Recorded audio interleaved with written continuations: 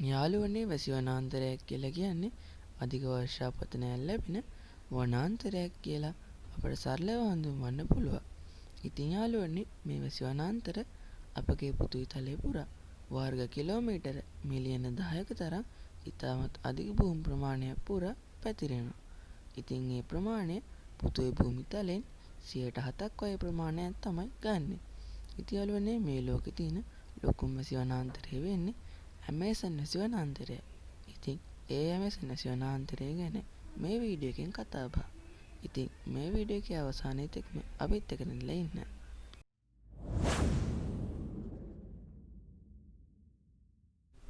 යාළුවනේ මේ ඇමේසන් වැසි වනාන්තරය පිහිටා තියෙන්නේ දකුණු ඇමරිකානු මහද්වීපයේ උතුරු දෙසට වන්නට.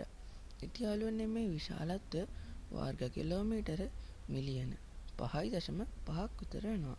තවද මේන් 8% බ්‍රසීලයටද 13% පේරු රාජ්‍යයටද 10% කොලොම්බියාවටද ඉතිරිය වෙනිසුලාව, ගයනාව, ප්‍රංශ ගයනාව, සුරිනාමය වගේ රටවලටද ඇතුළත් වෙනවා.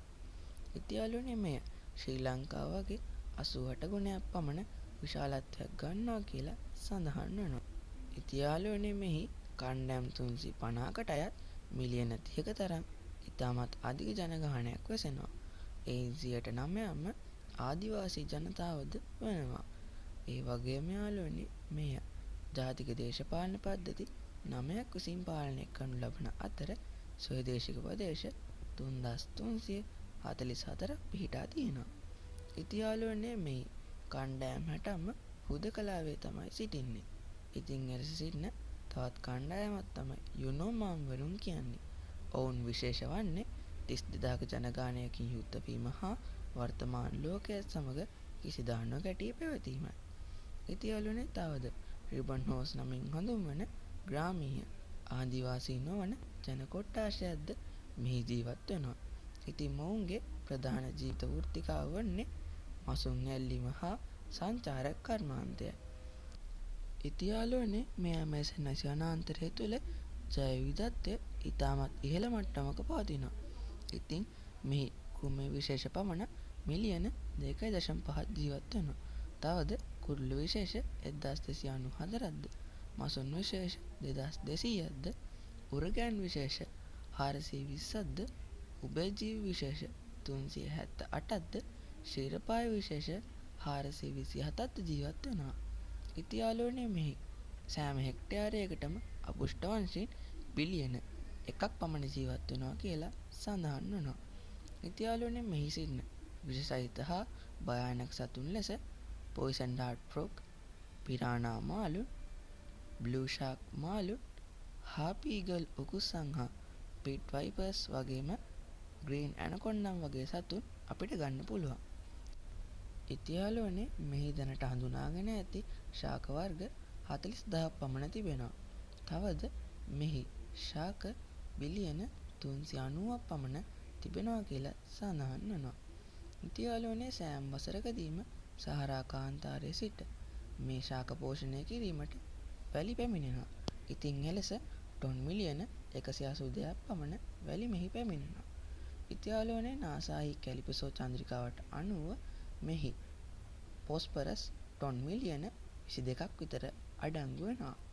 ඉතින් යාළුවනේ ඇමේසන් වැසි වනාන්තරය ගැන කතා කරද්දී ඇමේසන් ගඟ ගැන කතා නොකර බෑ. ඒකට හේතුව මෙය ලෝකයේම දෙවැනි විශාලතම ගඟ වීම හා ලොකුම ගන්ධ්‍රෝණිය මෙයට අයිති වීමයි. ඉතින් යාළුවනේ මෙහි දිග කිලෝමීටර් 6400ක් විතර වෙනවා. ඉතින් යාළුවනේ ඒ වගේම මෙයට අතුගංග 1100ක් පමණ සම්බන්ධ වෙනවා කියලා සඳහන් වෙනවා. ඉතින් යාළුවනේ ඒ සෑම අතුගංගාම පාහේ අපගේ ශ්‍රී ලංකාවේ දිගම ගඟ වෙන මහවැලි ගඟටත් වඩා දිගින් යුක්ත වෙනවා. ඉතින් යාළුවනේ මේ ආරම්භ වන්නේ පේරු රාජ්‍යයෙන්. ඉතින් ඉක්වාටෝස්, ලෙටිෂියා, මනාවුස්, සැන්ටරියම්, බෙලම් වගේ නගර පසු කොටගෙන මෙය ඇට්ලාන්ටික් සාගරයේ මුහුදට වැටෙනවා. යාළුවනේ මෙයින් ඇට්ලාන්ටික් සාගරයට තප්පරයකට ගැලුම් මිලියන 58ක තරම් ජල පරිමාවක් නිකුත් කරනවා. එය ඔලිම්පික් තටාක 88ක ජල පරිමාණයට සමාන වෙනවා.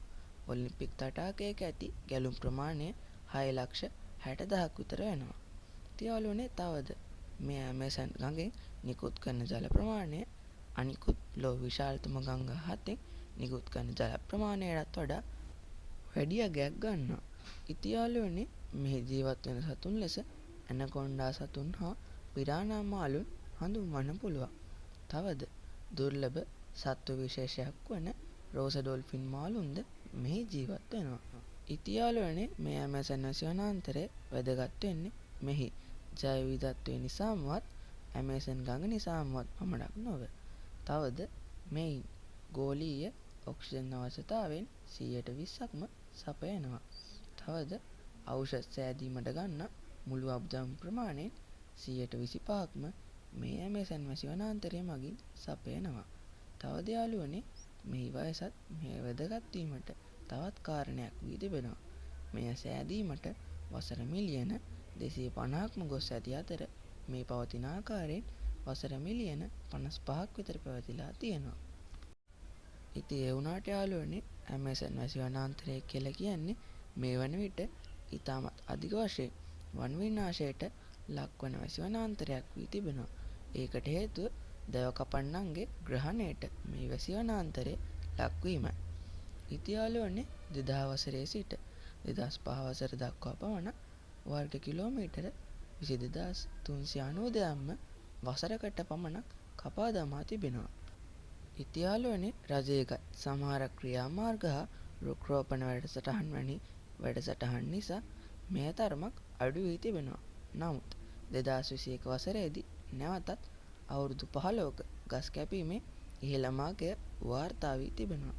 ඉතින් යාළුවනේ තවද නිතර ඇතිවන ලැබුගිනිද මේ වන් විනාශයට හේතු වෙනවා.